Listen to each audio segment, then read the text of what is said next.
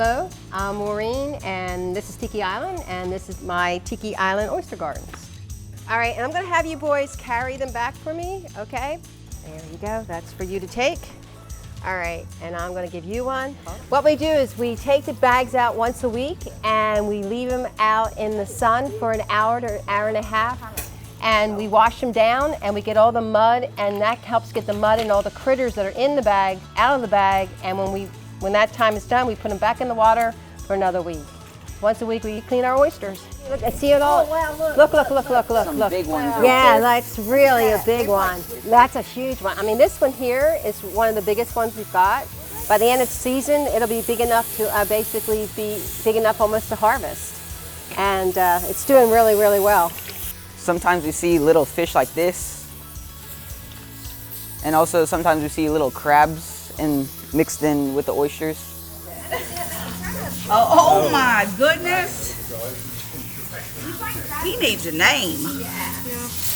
And who remembers why we're doing this? To put it back in the ocean. Right, to restore the reefs? Mm-hmm. Right, well, our whole goal here is we don't eat them, do we? Nope. We don't get that those lemon and limes and horseradish and try to eat them. In Tabasco, we put these back to make more reefs, right?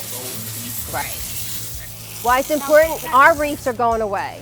The goal is that oysters are an ecosystem, and they also stop erosion, and they play a major part of getting back a healthy bay, a healthy Gulf, because that's really what's driving us too, is the fact that our backyard is going to be eventually restored with these oysters. So if there's ever a reason to grow them, that's the reason a lot of us are doing it. Mm-hmm. Yeah. I don't even eat oysters. There's a lot of us that do. I didn't know you could even grow an oyster. Did you, Patty? I did not know that at all. So. I mean, it was, when we all started, there was 4 of us that did it. Right.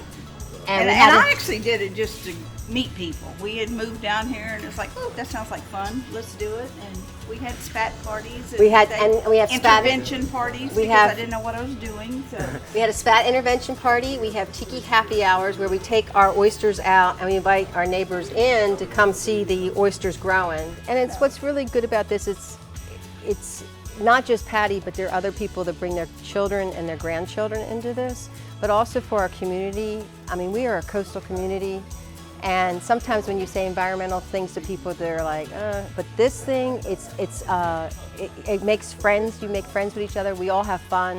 We have competitions on streets, like who has the most spat, and at the end, everybody, at some point, they don't even want to give them up. Very competitive.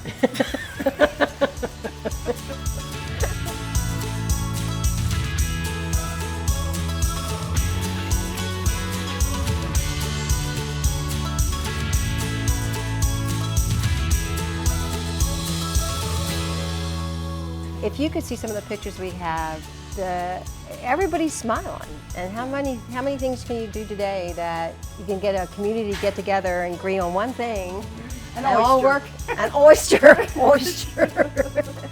and really enjoy doing it. I think that's great.